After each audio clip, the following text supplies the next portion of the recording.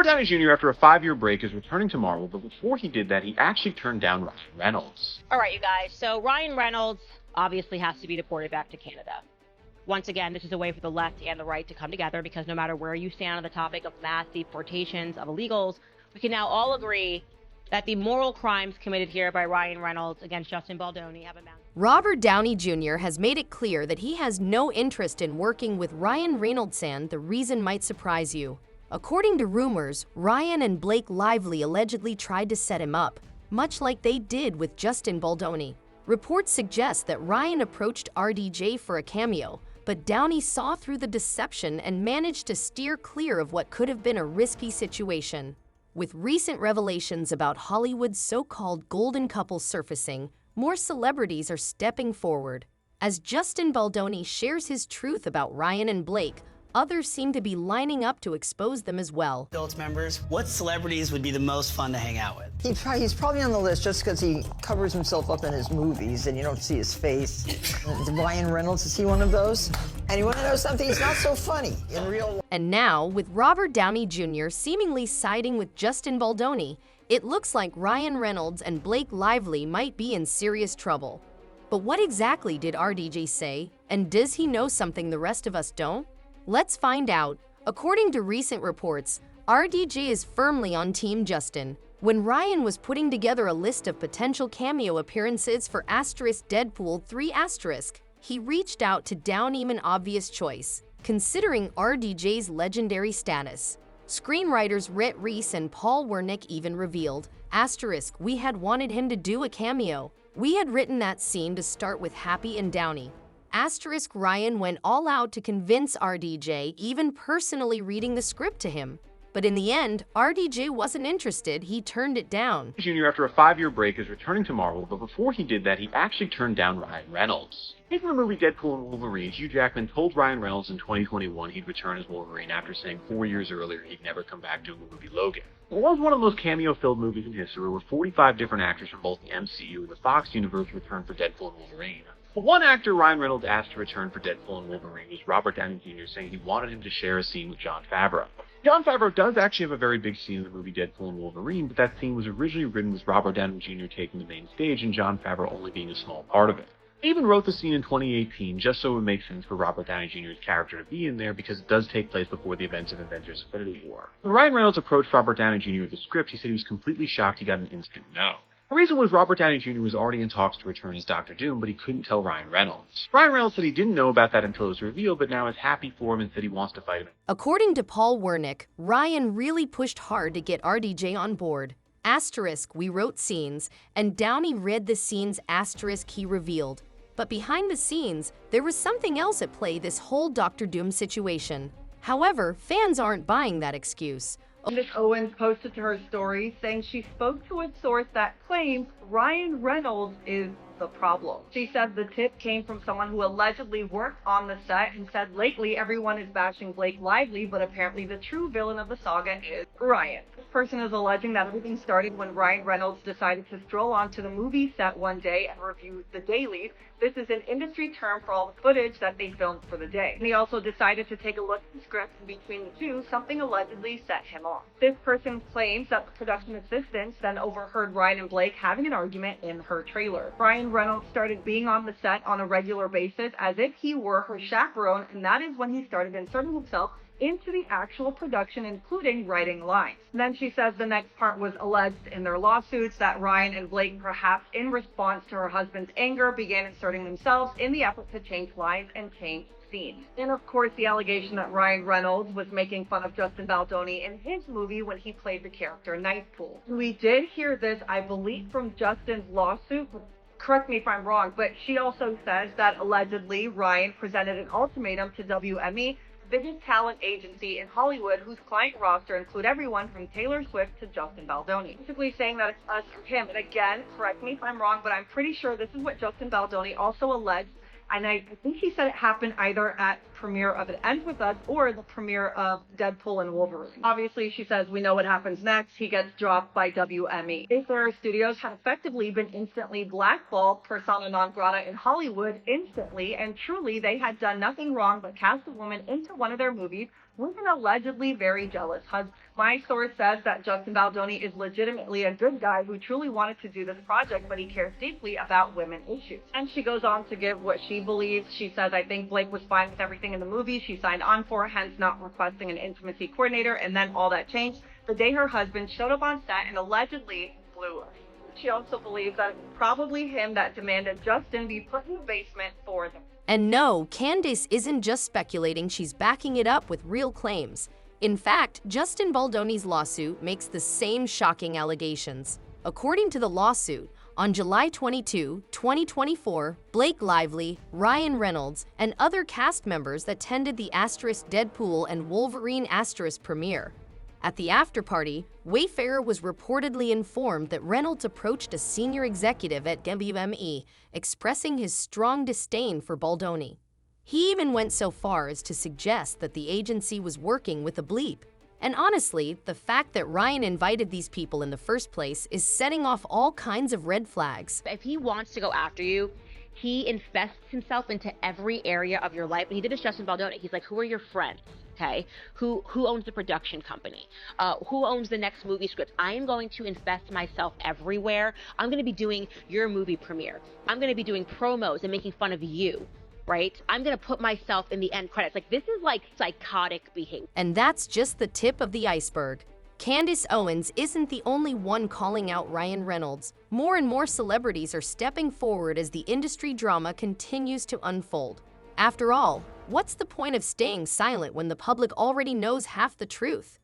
We asked those members what celebrities would be the most fun to hang out with. He's probably on the list just because he covers himself up in his movies and you don't see his face. Ryan Reynolds, is he one of those? And you want to know something? He's not so funny in real life. No, he's not so funny. He's very serious. No, Taylor, then I would do Snoop, and then I would take Ryan off it, and I would put in somebody else. I'm so surprised that Ryan Reynolds isn't funny. This is like a shocker to me. I see him walking through down our neighborhood all the time. He can act but maybe he can get to be funny again. I'm so disappointed, actually. Most people might assume Martha Stewart was just critiquing Ryan's sense of humor, but a large part of the internet believes she was actually hinting at something much deeper. Many think she wanted people to read between the lines that Ryan isn't the nice guy he pretends to be, but rather a controlling manipulator. Sounds like a stretch. Before you jump to conclusions, consider what Ryan's former co-stars have said, like Morena Baccarin from the first Deadpool movie. After playing a major role in the original film, she was noticeably sidelined in the sequels, and many believe Ryan was behind it. To be fair, Morena never directly blamed Ryan, but she did express disappointment over her diminished role, saying, "I can understand that people felt that way, and I certainly was disappointed that I didn't have more to do because I just loved the part so much." But in watching the film and reading the script, it felt like such an emotionally pivotal role that I was very involved in the movie, even though I didn't have a lot of scenes. Breaking news. It's all coming out in the wash. So Blake Lively, what she did to Justin Baldoni, guess what? She learned it from Ryan.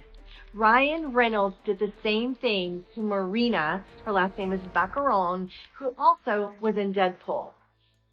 You remember when she made Justin Baldoni go sit in the basement with his family for the movie premiere?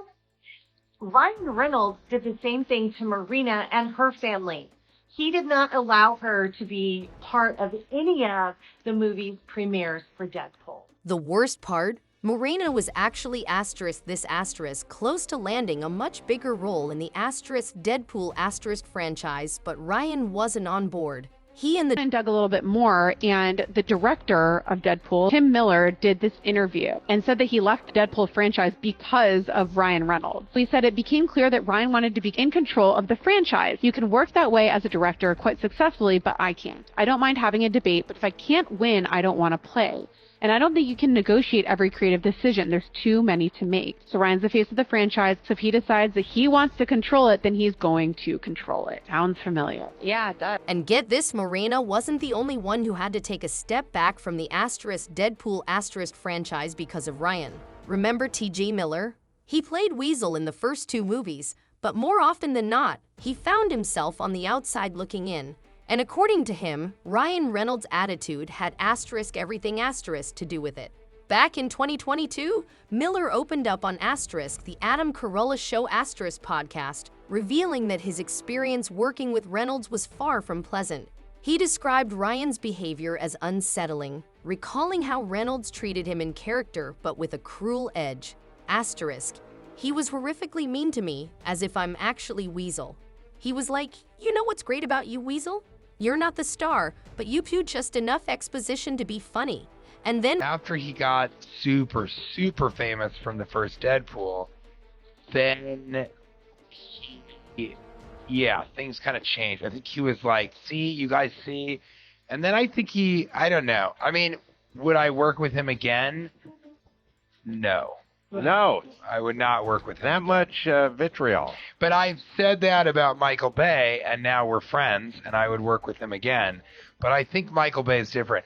And Michael Bay worked on a movie with Ryan Reynolds also. And so he has a very specific opinion. That may mirror Of your Ryan anger. Reynolds. And that was a good part of our last conversation with me and Bay. But I sort of wish him well because he's so good at Deadpool.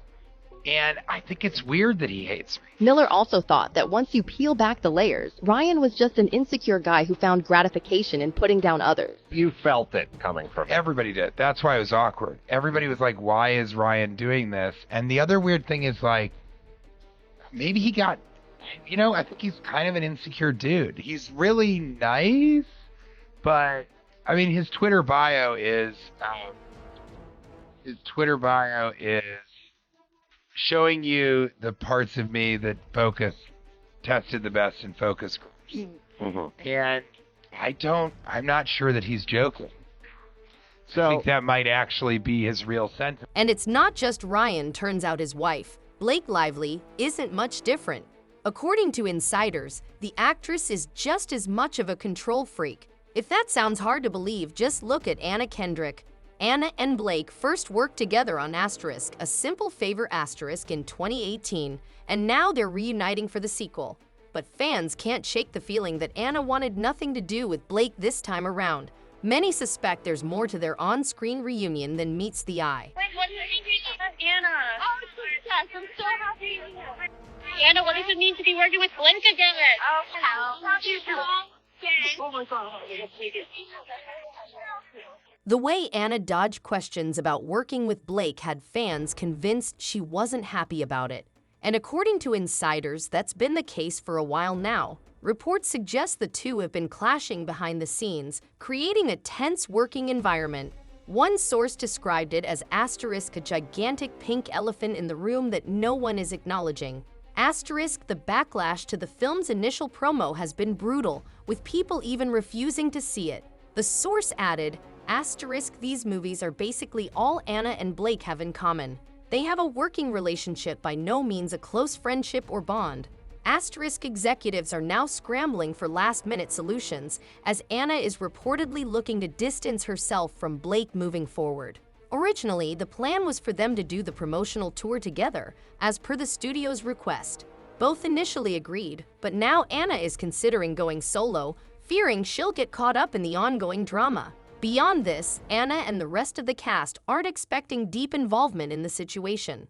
In fact, Anna is prepared to handle promotion on her own. She'd prefer it that way, as she doesn't want interviews turning into a Lively versus Baldoni Q and a session. Meanwhile, Blake is still obligated to promote the film, but she has been given the autonomy to decide the extent of her involvement beyond SXSW. But don't be fooled, Anna's issue with Blake isn't just about the surrounding drama. It's about control. Just like her husband, Blake is reportedly a control freak, determined to have the upper hand. Since Anna is the bigger star between the two, it's only natural that she would get top billing. But according to insiders, Blake made sure that didn't happen. And if you need proof, just take a look at the movie poster. Something about it doesn't seem right. I don't know if I'm reading too much into it, but I just noticed that for the new A Simple Favor, I've been calling it A Simple Favor 2, it's supposed to be another Simple Favor, with starring Blake Lively and Anna Kendrick. And I was looking at it, I noticed, and if you look at the poster, Blake Lively's name is like sitting up higher than Anna Kendrick, but it's like off to the side up high. It doesn't make any sense. It looks so weird. But it's weird. Anna Kendrick's name is first, but then up higher and to the right of it is Blake Lively's name floating above her. And I looked at, they put out several different posters for this new movie coming out. They announced it's being released May 1st. And it's in all of them. So then I went back and looked at all the A Simple Favor movies previously. But the previous one. And it's not like that. It says Anna Kendrick's name first, and then Blake Lively is next. So I just did a quick search, and Anna Kendrick's movies, the number of movies she's been in, has been 50. Blake Lively, 25. So she's been in half the movies. And gross, Anna Kendrick's movies have made just over $2 billion, and Blake Lively's have made just over $1 billion. Why would her name be up floating higher? I mean, obviously Anna Kendrick's name should be first. She's the bigger star and always has been and always will be now. And I'm thinking they can try to say it was something artistic, but if you see it, go look at the poster. It makes no sense at all. Was this a demand of Blake Lively that Anna Kendrick will get her name first, but then Blake circumvents that? And even though Anna Kendrick's name is first, hers is higher? When it's all said and done, Ryan and Blake are coming across as incredibly difficult to work with. So it's no shock that RDJ chose to steer clear. But what do you think? Was Ryan's behavior the real reason RDJ turned him down? And can Ryan and Blake bounce back from all this controversy? Share your thoughts in the comments.